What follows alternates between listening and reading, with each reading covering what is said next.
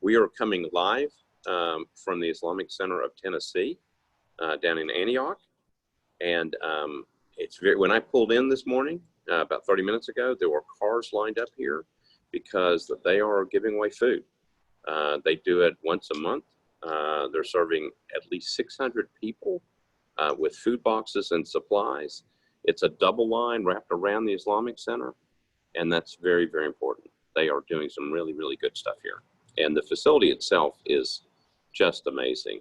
So, Rashed, I'll quit talking. I will say that Councilmember John Rutherford is on the phone, and I believe Brenda Wynn is on this call as well. But Rashed, first of all, tell everybody, if they don't know who you are, which they should, just a little bit about yourself. Well, okay. I grew up in Nashville. I'm not native Nashvilleian, unlike my younger sister, Sabina. I was in Bangladesh, moved here at the age of 1, and Meharry Medical College is what brought our family here. My dad to teach there. He was a psychiatrist for 10 years in the 70s, and then he went on for private practice. So I did all my schooling here graduated from Hillsborough High School, then went to Vanderbilt to study engineering, and then Georgia Tech for master's. And then I had the opportunity to move back to Nashville a year after working in Knoxville in the telecom industry, which was really the hottest field in engineering at the time. In the mid-90s, we were building the system, for cell phones and mobile technology. But NES called me, and I didn't think I'd come back, but there was an affinity towards Nashville, and also there's nothing like being able to serve your parents. And so I felt like I had an obligation to come, and that was the best decision. That was 25 years ago, and one of the best decisions in my life. It's the best place to work, great leadership, great people, and great company. And of course, I saw Laura Smith, one of my mentors, heroes here. She's on the phone, a VP over there. And so I've been Director of Community Partnerships at the Islamic Center of Nashville for the last couple of years after leaving the presidency position. And so I get to focus more, instead of the management side, on just really working with other communities. Again, this is a completely volunteer position, but I love it. Anywhere we can, engage, whether it's through the center, through my work, through just neighborhoods, through community. It's always great to build relationships and find areas that we can work together to better improve society and have each other's back. I've learned that to be really the best way to combat hate is just be proactive and build make one friendship at a time. And before you know it, you'll have a humongous family in the community that can work together. So at NES, of course, I do supervise one of our engineering sections, or that's tied to our substation control design. So everything related to substations design comes from our group. We use AutoCAD Electrical, and have a great group again that we have strict schedules and deadlines that we have to manage. On a personal level, I love Vanderbilt baseball, Vandy boys. Love Coach Corbs, what he's done. He's a friend, and just something to take pride in sports. Huge Titans fans. We've been fans since ticket holders since the inaugural season in '99. Through NES, also get opportunity to speak to students. And this really, I like to thank Laura Smith, and we have some great leaders who've really paved the way for making opportunities for employees to be engaged and to give back. And there's Harb DeBerry as well. And so we've been a partner with Pencil for over the last 2 decades. And if anyone, I'm sure probably everyone, most on this call know what Pencil does. I mean, they're that key organization that links the business community, volunteers with Metro Public Schools to provide resources, volunteerism. And they took it to another level when they introduced the Academies of Nashville around 2006.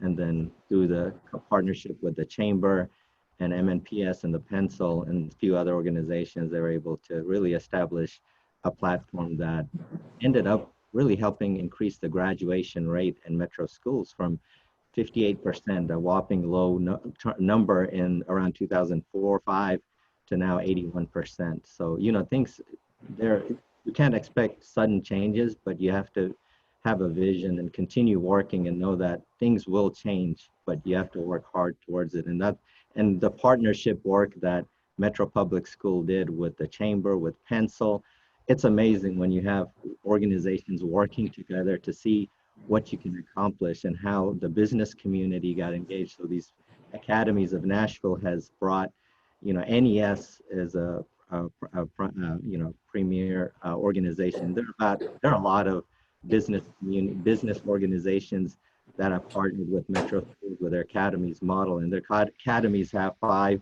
areas. One is engineering related, another like business, health sciences, communications, entertainment, and so forth. And what it allows is that the engineering firms and companies can now go and engage with the students. So from their sophomore year through their senior year, they're having to do field trips. They're taking a course in that related area as an elective, and they're having capstone projects. They're getting industry certifications, and so they're really being prepared for the workplace as well as college, which is very important. And so now when people are engaged and they see a cause that, they can hold to, you know, there's such a, there's not enough that can be said when you have people engaged. And that's why, same thing with the political system. If there's a voice and people have that opportunity to say have a voice and be part of a change, whether it's voting and not become apathetic, you know, a lot more tend to come out of it. So through NES, I've been lucky to be able to speak to majority of our freshmen, not all of them, on professional life skills, instill, the team building skills, communications, work organization, being able to multitask, being organized. But one thing I love to talk about, especially over the last few years, and it's as we've seen a decline in the civility within society. I mean, coming from the highest office and so forth, where people, don't allow each other to, speak or silence your opponent or come up with bullying tactics. And, all sides should be able to, freedom of speech, but in a respectful manner so you can hear and learn from each other. And so recently I've been instilling more than before. Before it was part of my presentation is on respect, and respect eliminating racism, misogyny, bringing in the YWCA's message of, amend message, if you're familiar with that.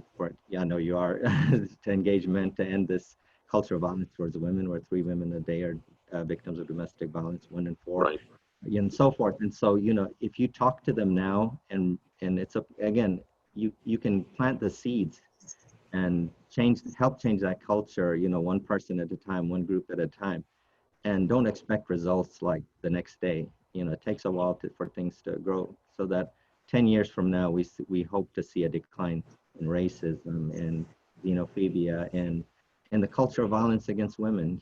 From the mayor's initiative, it's been like for the last 3 mayors, I know, to make Nashville the safest city for women and girls. And when 1 in 4 women in the country, in United States, an advanced country like this, are victims of domestic violence, we're talking about, COVID and the effect of death, rate and people suffering. What about women? I mean, these are so many issues, and sometimes we forget about these statistics, and unless something happens, then we start speaking out. So YWCA, I love that. I'm on their board. You have the power, led by Andrea Conti and Kathy Gurley, the executive director. I'm on their board, which really empowers victims of crimes. The whole spill, through education, advocacy, and understanding. And all these organizations I've seen, whether serving on the board or just being engaged. This year, Pencil, I'm co-chairing their event, and the American Cancer Society, I'm also co-chairing their Real Men Wear Pink campaign, where again, 1 in 8 women are going to detecting breast cancer. The awareness that's needed to really curb through education, research, and get your mammograms, and how we can cure this disease. It's affecting like over 250,000 women are going to detect it. That's the expectation. Like I think last year was over 40,000 died of it, and I'm sure everyone on this phone has a friend or a relative or a loved one, that they've seen experience it. So I think we have a lot in our community that needs attention, and sometimes we get sidetracked because there's just like we had this today's the 18th of July, and that hate ad said that it said Islam is, they named Islam a person. That's how ignorant they were, but they said it's going to detonate a bomb in Nashville, and it just wastes our time. You can't imagine how much time we spent. It was Father's Day, and I remember I got hold of that through, we have an active group through American Muslim Advisory Council, how much energy and time and resources are dedicated, it takes you away from things that you really want to do. But again, with hardships and trials, what you learn is that you go to a better place through it. I mean, we found out just in 2 days, we were able to get 700 signatures. As first it was to say, about the ad. Instead, because the Tennessean was swift in their response, and we really appreciate their swiftness and really holding themselves accountable to what happened, even though it had nothing to do with Maria or David, the editors. It was a different department. But the fact that you have that relationship, that there's something wrong, and that's a problem we have a lot of times. And including myself, when I make a mistake, I have to own up to it. We have to own up to it and correct it, and we can move so much further when we make those corrections. But seeing Well, that relationship build, so. Rashed, tell me, why don't you tell folks a little bit, because you're just getting ready to get into it. And I've got some other questions for you as well, but go back to that day, which was it was several weeks ago, when the ad ran in the Tennessean. So what happened after that? I mean, obviously we're in the middle of a pandemic. We have protests going on, rallies going on. There's all these things going on, and then this happens. So tell folks kind of what happened. Obviously, you found out about it. What happened with the Tennessee and that type of stuff. So it's funny. That same morning, I get a text first from a friend, Arma Paz Bernstein. She wished me happy Father's Day, and then she said, "Hey, by the way, someone in the neighborhood complained about your sign, and on our sign at the Islamic Center of Nashville, we're on 12 South. We've been there 41 years. What happened? Someone changed black to All Lives Matter, and so." I thought they were complaining because we had Black Lives Matter, but it was just complete opposite. They were complaining because someone put All Lives Matter 2 weeks after having that sign. I go there, and then in the middle of it, this is around noon, I'm bombarded with these texts. And we have we have a great leadership in the different mosques. With the AMAC, which sort of, American Muslim Advisory Council, if you haven't, I mean, for those on the phone who hasn't heard about it, and I'll sort of tie that into this, Sure.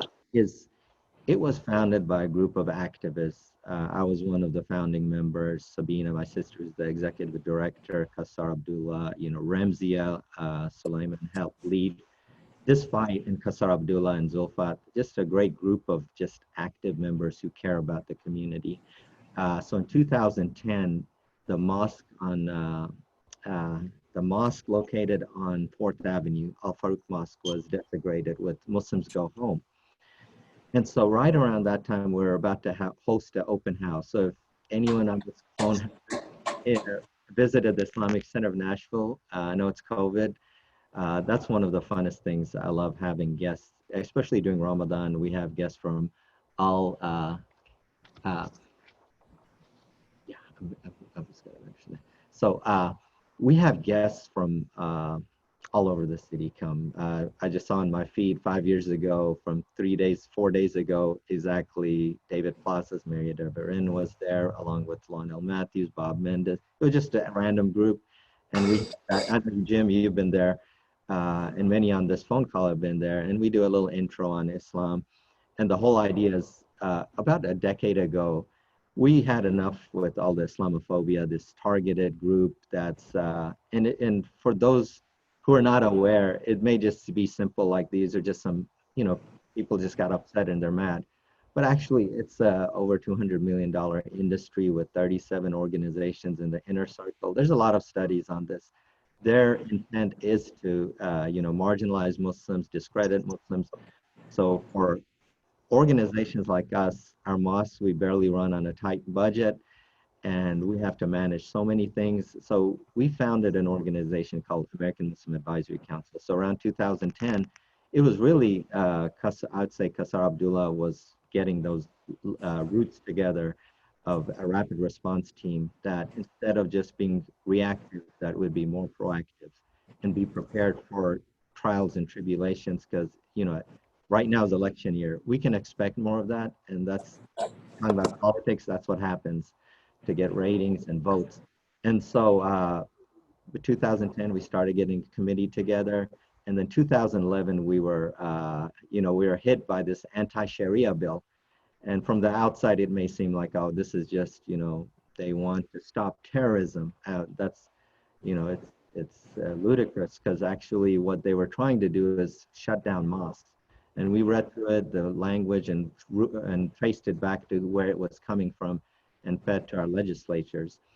And so we were very prepared thanks to leadership, Ramzia Suleiman and Abdul Qadir Gurey, a Kurdish and Somalian.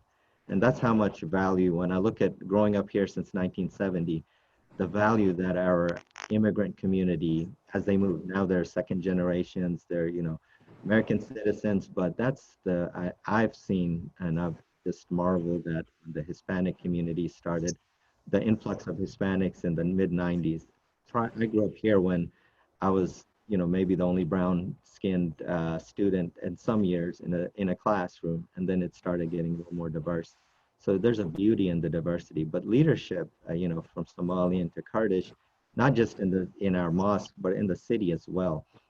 And so uh, they made the lead, and we already had like 10 very active members, and I was part of that, fortunate to be part of that. And then after in all practical terms, we defeated the anti-Sharia bill, just like Hmm.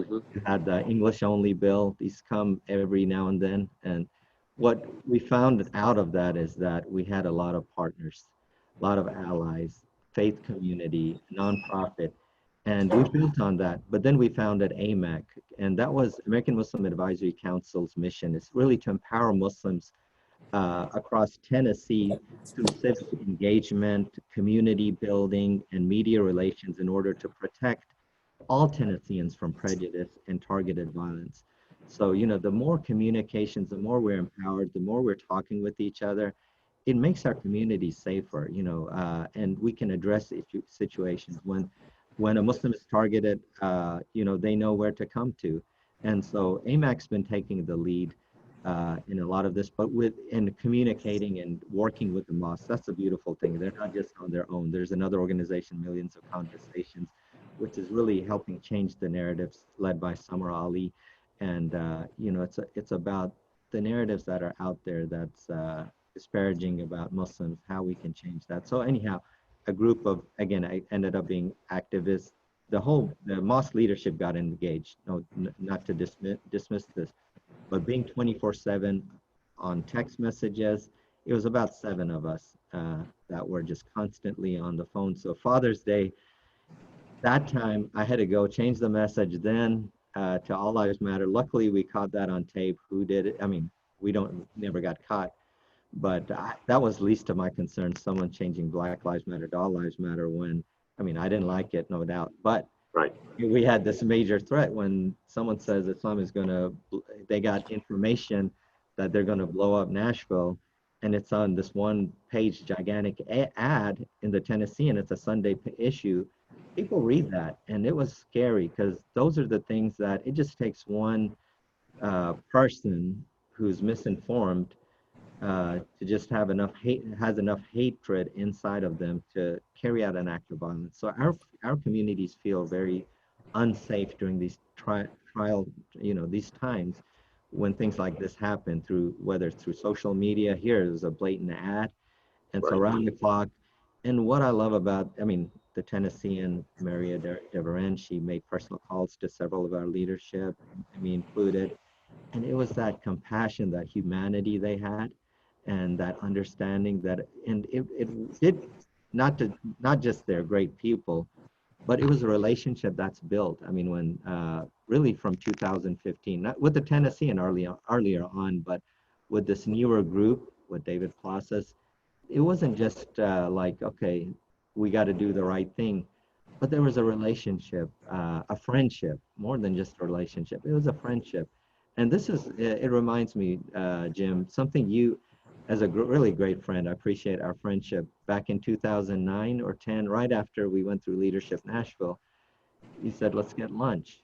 And I share this with a lot of our Muslim leadership. I've shared over the past with friends the three advices you gave me, it's still stuck. And that's the thing, never dismiss any little advice if anyone has for another.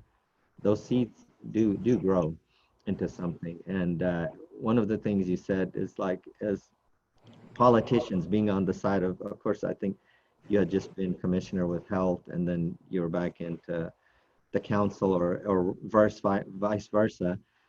And you had mentioned about, get to know your politicians. It makes a big difference when they have a face behind, who they're legislating for or against, especially against. And I took that to heart. And, things take a while to build, but, I think our Muslim community has grown a lot over the last decade, really over the last 2 decades, but especially over the last decade in the relationships we have. AMAC has now been taking more of that lead in those relationships and the Muslim community. I mean, everyone's empowered. Every mosque is Right. supposed to establish those relationships. The other thing you told me is like be engaged in charitable events. And I remember you invited me to that soup day. And there's things like Soup that, Sunday. Soup Soup Sunday. Sunday. Yeah.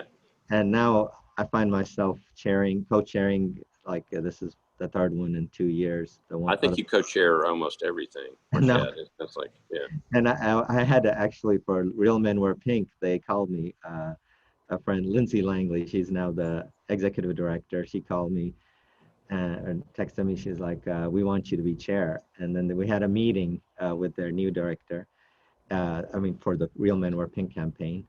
And I was like, I, I have to think about being chair because I got to balance my life. I got a full-time job. I got family, kids.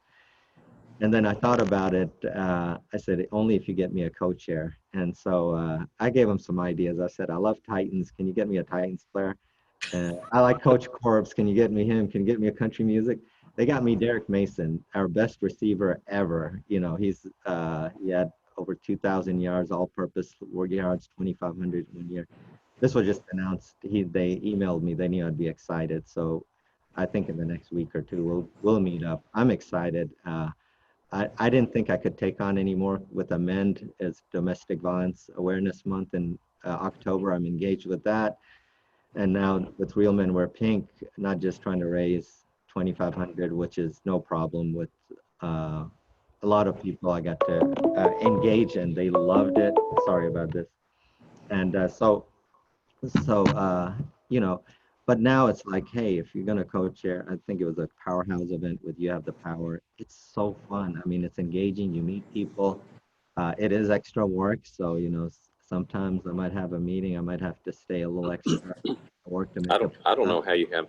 I don't know how you have the time to do half the stuff that you do. But Good thing I'm in project management. So one thing with my group I'm managing at NES. So I got used to managing my own schedule, see people. my non-work schedule Yeah. for about a decade. And then when I had to start managing the schedule of our project, our design, I was like, wow, this is easy because I've been managing my own, like it's a wild schedule I have. I think I'm gonna have outside to learn from you. I'm So, gonna have to learn from you how to do all this stuff. but yeah, so Um, that's what happened, and that was on a yeah. that was Father's Day. I got to spend 1 hour with my kids when I Yeah. took a little break in the afternoon, and they were watching, of all movies, Malcolm X. It was so enlightening, and then I had to get back on the phone, talk. Then we had a meeting with the mosque leaderships in the evening of Sunday night, and it went on, and then bombarded with the sign vandalism. But thank Well, God, 700 people signed, and they came up with an incredible, the apology letter. They investigated. They're changing their processes on the ad side, which is separate from the editorial. So they had no clue. And really, you got to check your work. If that's your job, And what they did, they had a copycat ad. The first ad didn't have Islam on it. And, you know, it's like, it's the end of the world type of those. And a lot of people, you know, most people are not going to believe it anyway, but it just takes one person to believe it. Then they changed it and put Islam in the second ad. And so that got uncaught. So. Well, let me ask you this. Okay, talking about the ad, talking about the response from the Tennessean, which I knew a little bit about. Overall, I know this has been kind of an interesting last several weeks, but does the Muslim faith, the people who are Muslim in Nashville, do they feel safe in this city? I mean, you know, you just had this ad that showed up, and it led to people feeling unsecure again.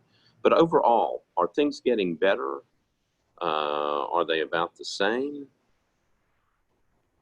That's a tough question because in many areas it's getting better, and over the last 2 decades it's been getting better, and then in some areas it's there's still a lot of work to be done. And you know, I don't want to like just speak on my behalf because I've lived here, I've gone through the system, so I might have a different perspective on an individual. And that's okay. I think so I want to separate the yeah. two because now you're talking about the Muslim community, and we have a very diverse community of like around 40,000 Muslims, 11 major mosques, and I'm sitting at the Islamic Center of Tennessee, which is the largest mosque, founded around 2011 or so, and very vibrant mosque, by the way.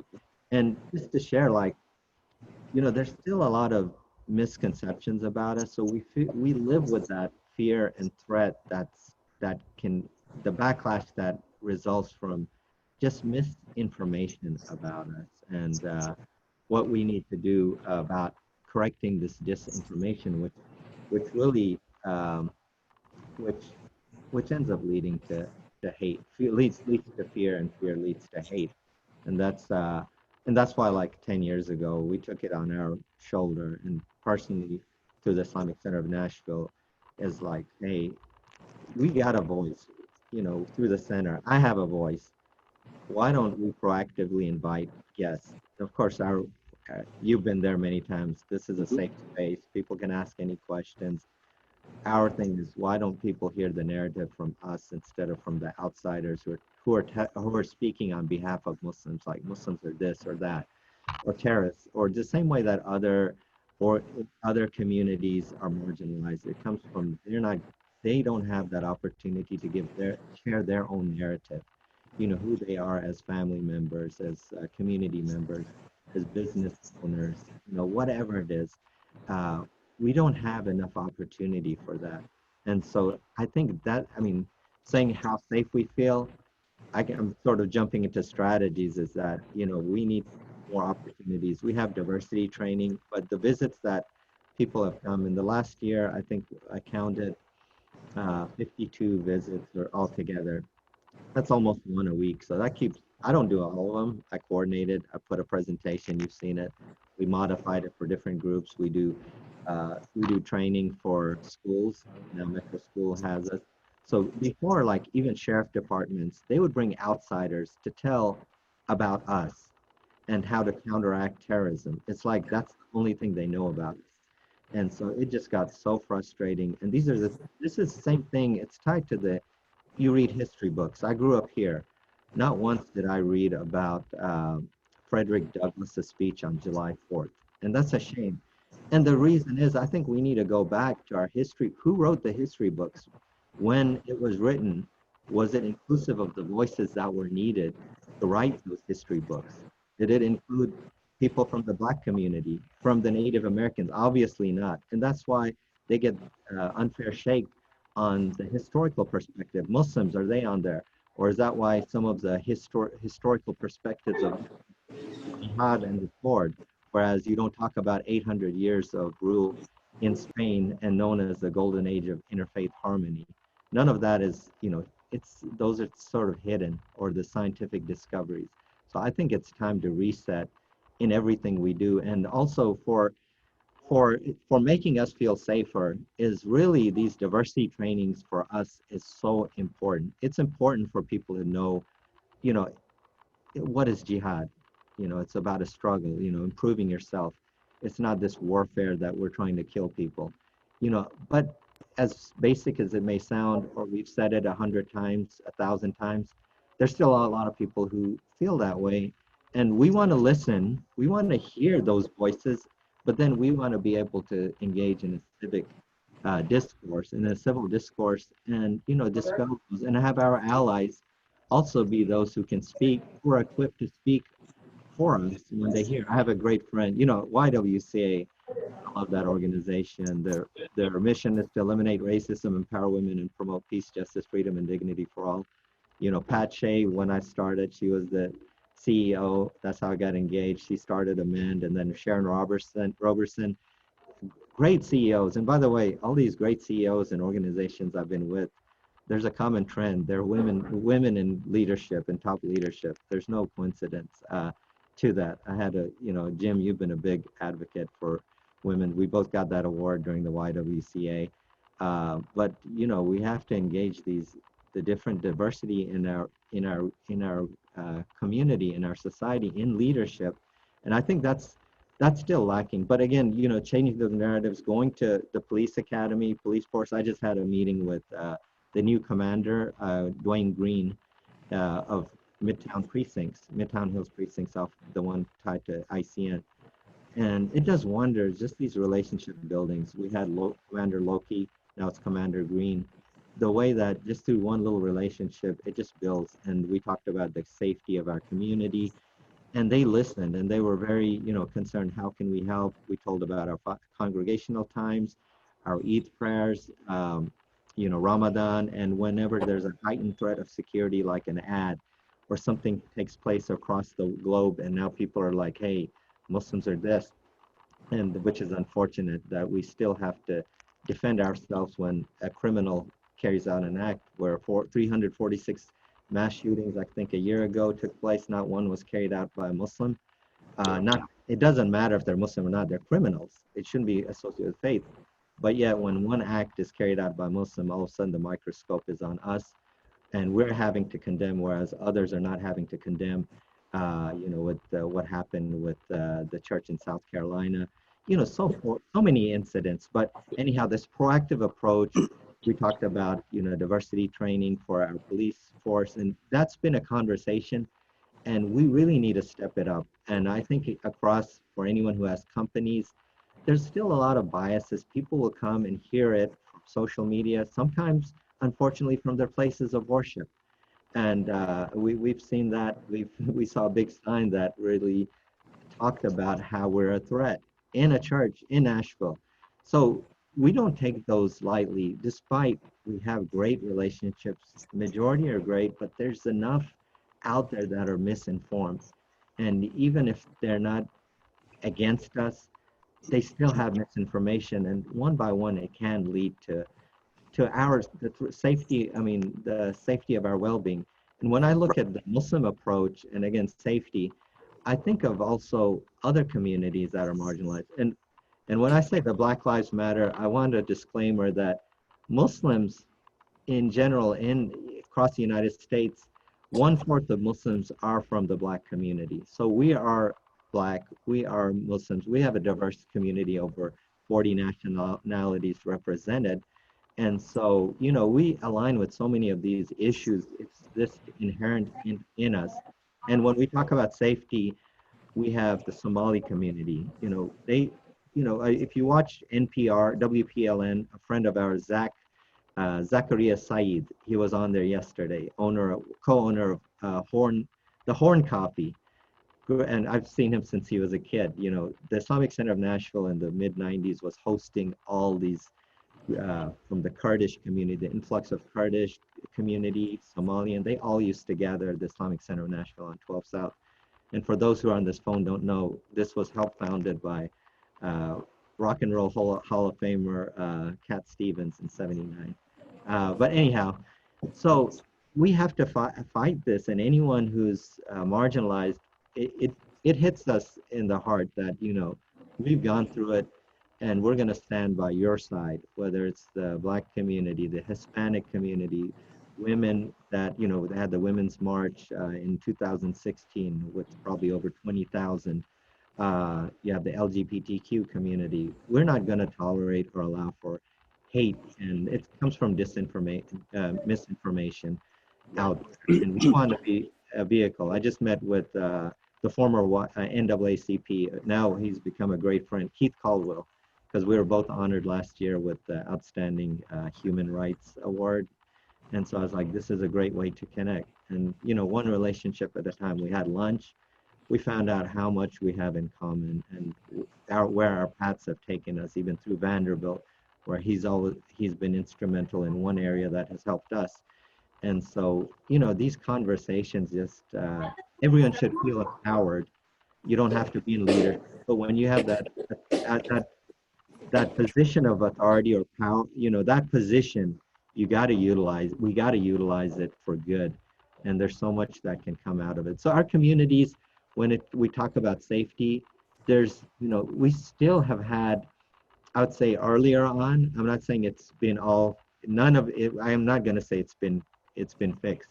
I've seen steps, and I don't know enough, so I'll acknowledge that. But even within the Somalian community, they fall into the Black community, and they are lumped into a lot of the same challenges the Black community. So that is the Muslim community.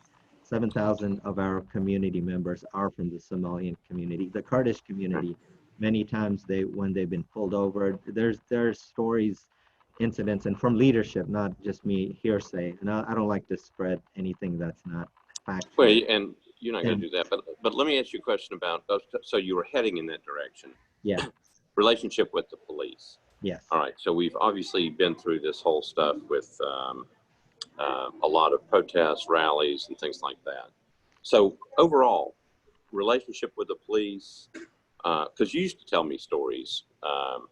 Has it gotten better? It sounds like obviously you're meeting with the commanders.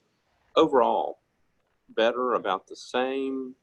How has it developed over time? I would say relationship has gotten a lot better because we've got to know each other, and but it still has it's got a long way to go. It's a journey. Uh, we need a more open, direct way when we do see something that's bothering us. I don't think that's there. To have an honest conversation and say, hey, I'll give example. This ties into, what we had this discussion. And I'm not meaning to target them.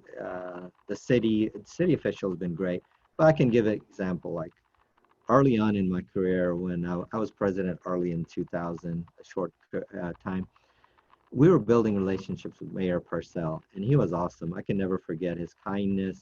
And we were starting to do more of that outreach work. We were more like insular, like the first 20 years. We were just concerned with, we had influx of refugees. We were just concerned with running our organization. And my dad was one of those who founded it, few people like in the 70s. And then we took it to, okay, now it's time to really go out. And we expressed like, yeah, it'd be great if we could have more Muslim representation on commissioners. And he said, give me a set of resumes and we'll plug y'all. And several of our Muslim leaders got plugged into commission. And that's done wonders for us. But now turn the clock almost 20 years later, that's great. It's still happening. We have several in the commissioners. We expected to take it to the next level where we want to see Muslims there. I'll ask you, Jim, how many departments in Metro are there? Is it like 32 or 52, something? This side, probably 30 some. Yeah. Yeah, it's a large number.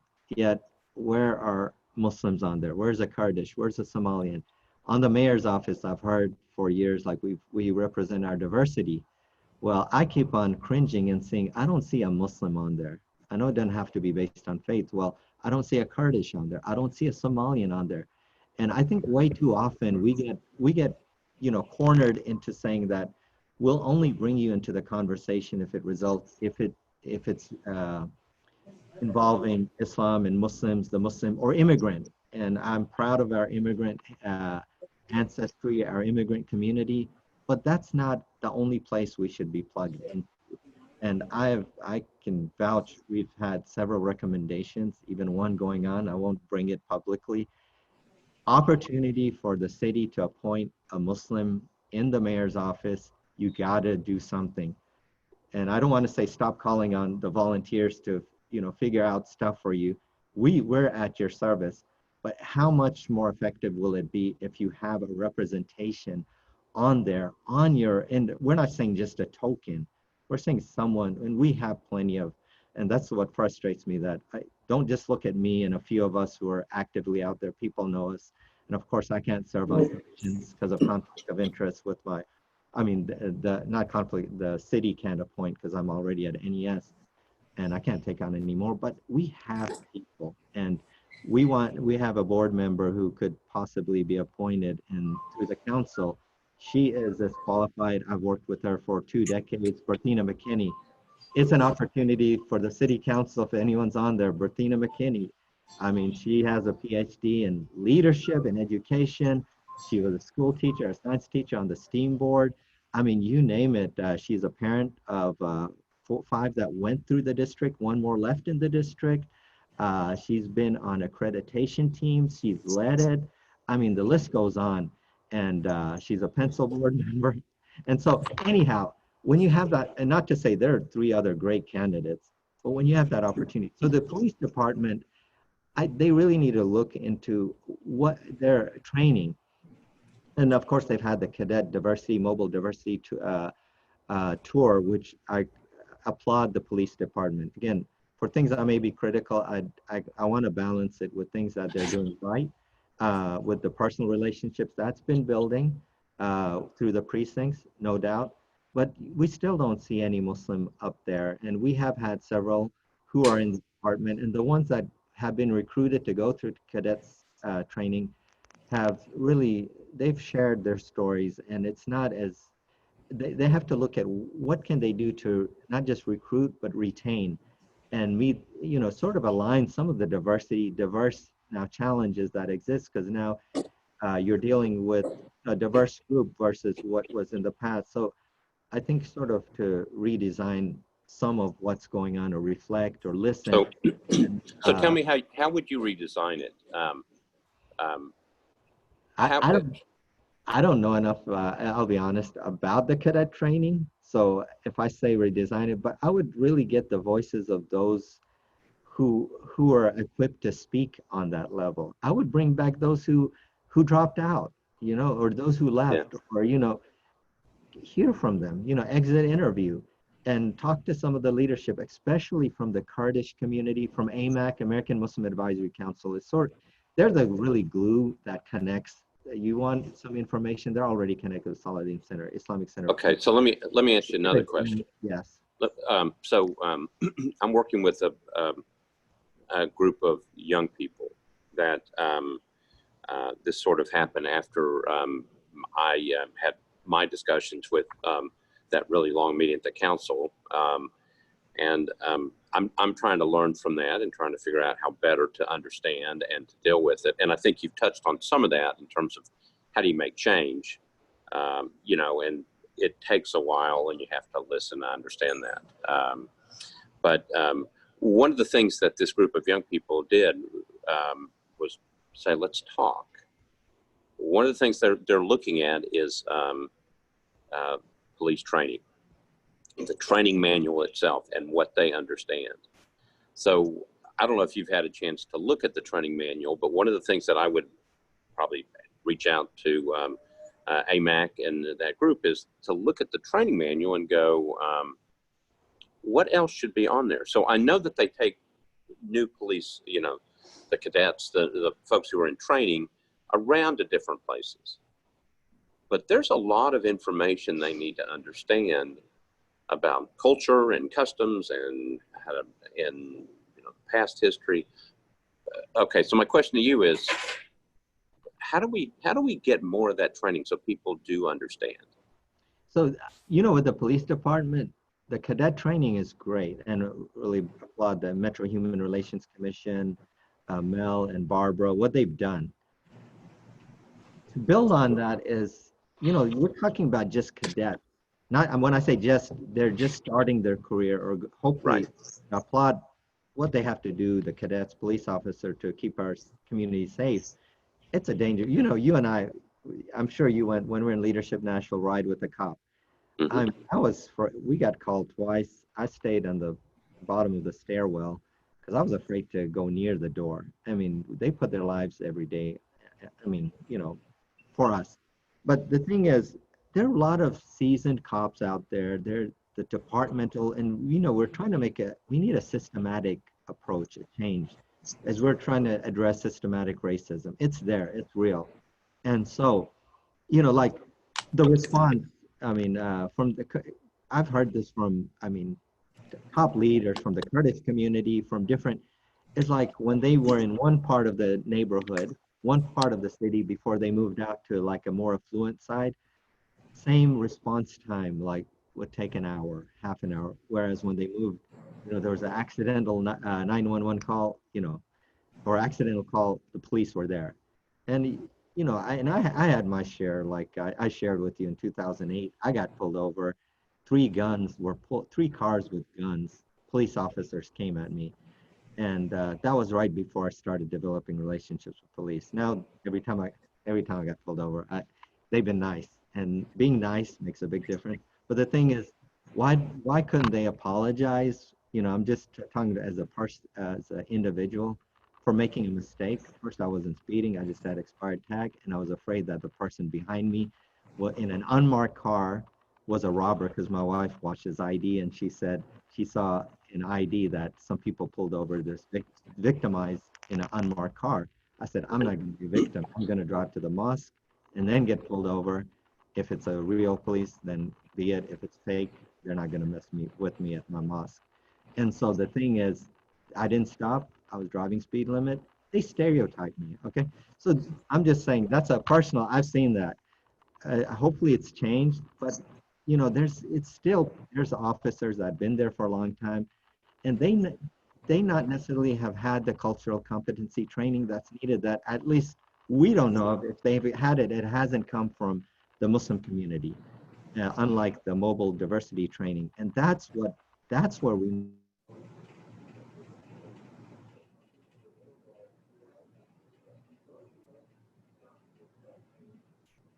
So, Rashed, I can hear you. Can you hear me? You're frozen on here.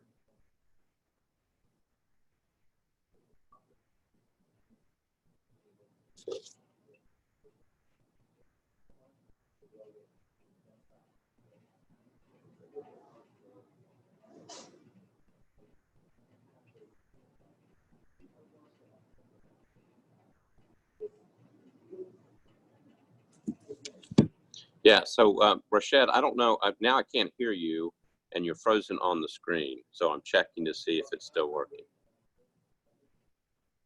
So I think he's rebooting. So while he is trying to reboot, because we've got about 5 minutes left, um, I'll keep talking for a minute. Okay, now he's back. Okay, now you're muted.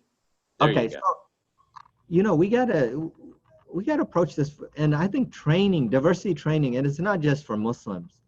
I think in every area with especially racism, to this month, if anyone on this phone hasn't attended it, the YWCA has this 21 days challenge to combat racism and social injustice. We got to check our biases. I got to check mine regularly. Things we see inside our homes, in our workplace, in school. When we keep silent, we're complicit in allowing it to happen. And so, just training has to be there consistently. It can't be just, it's like, doctors have to get their board certification every 5, 10 years. Unluckily, for my PE license, I don't have to do that. But the thing is, you got to keep up with the times and with the messaging, and it's important that that be out there. So I think that's important for the training, for the police department. I've seen strides, and I can make the same impact. But I still think on a systematic base, there are opportunities, and if they're not, where are places that we can build on? Where are police that if they if there's a Muslim there, why don't you look into, promoting that? We are a big community, and why is it? Can we not have a liaison to the Muslim community? If you can't do it based on faith, at least a liaison to the Kurdish community. You know, just like Martina, she's African American, but she's connected. Besides with the whole national, what she does, it's not for Muslims only, but she's also a voice for the Kurdish community, for the Somalian community. I spoke with Right. her. So, you know, you save a lot of time and you resolve issues when you have that person sitting in the table instead of waiting to call me or Sabine or someone else, Kassar, which we enjoy being a resource to our government, to our city leaders. We're there all the time, but it's more effective if you have someone sitting in the table versus outside the table you call upon. I've seen a lot of blunders where they could have been avoided if you just had that one. We're talking about one Muslim. So Well, let me, we've got about 4 minutes left. So let me ask you, I had a question that came in that I thought was really good. Let me see if I can pull it up. And it was really, here. It was, what specific things would non-Muslims do to support our Muslim friends as they are confronted by acts of hate or the spread of misinformation? What's your best advice on that? actually, exactly what happened two weeks ago. There was a what's it called, petition.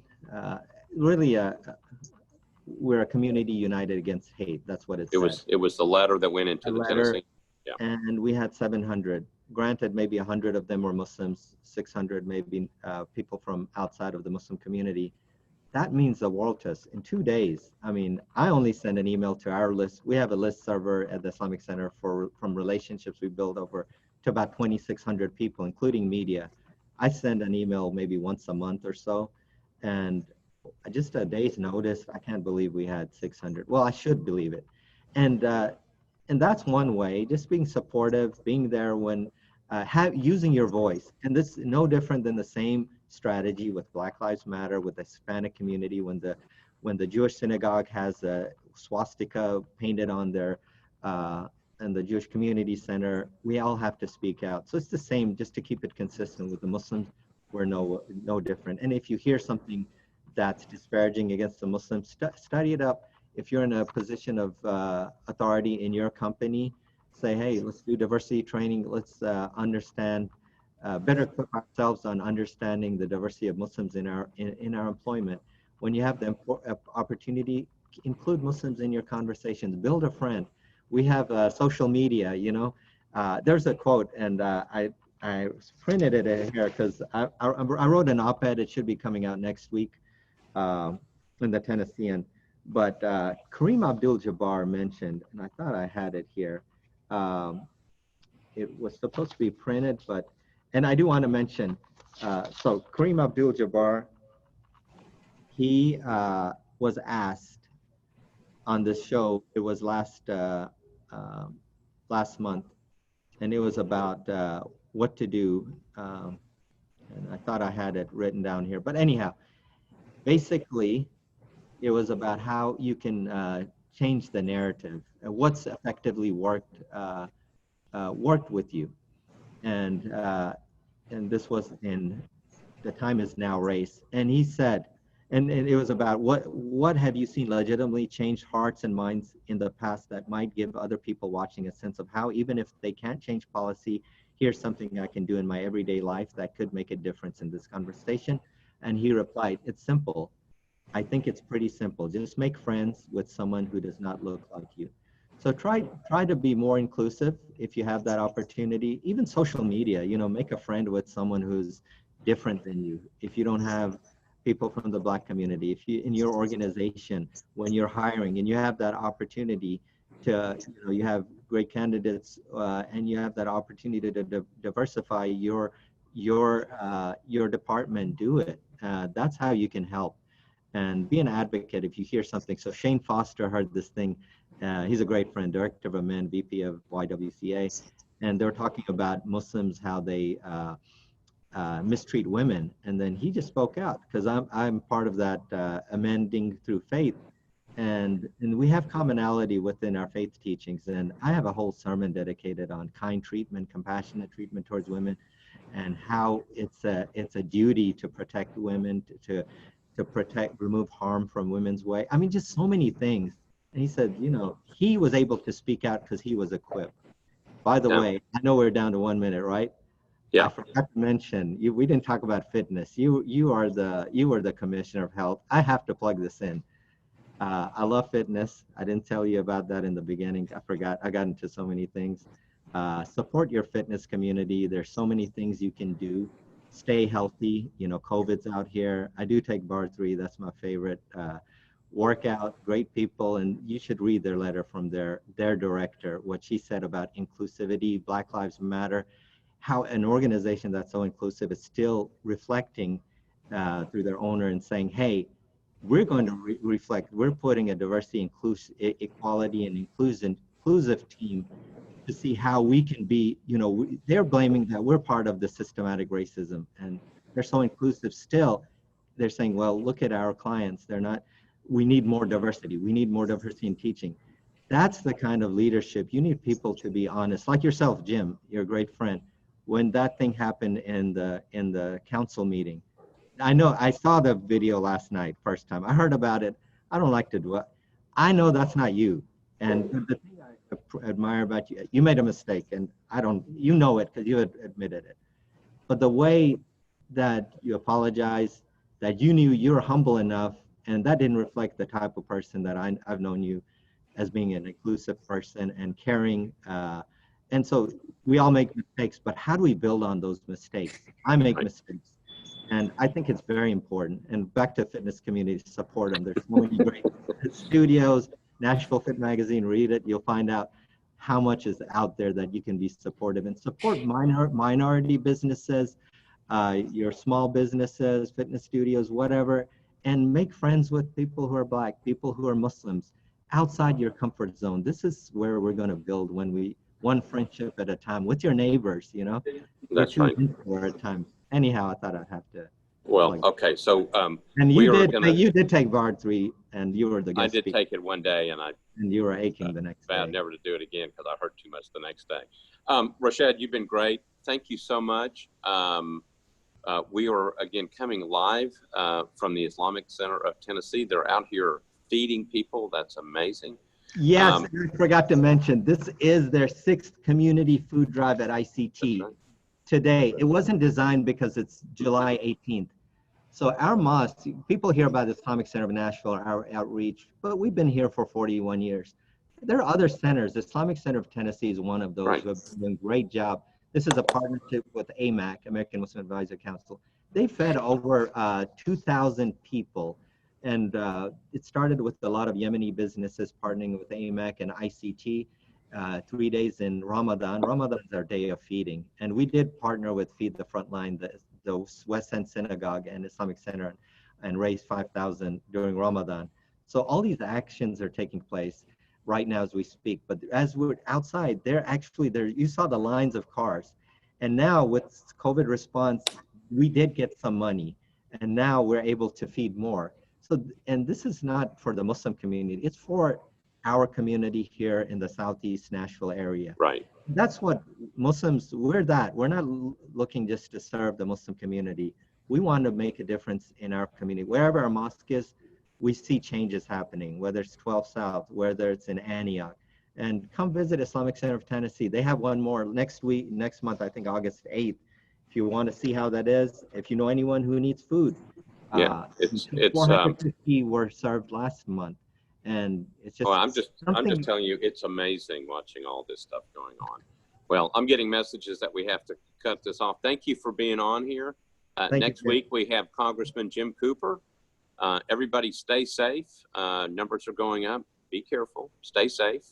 And we hopefully will see everybody next week. Rashed, thank you. And everybody have a good week. Okay, signing off. Bye.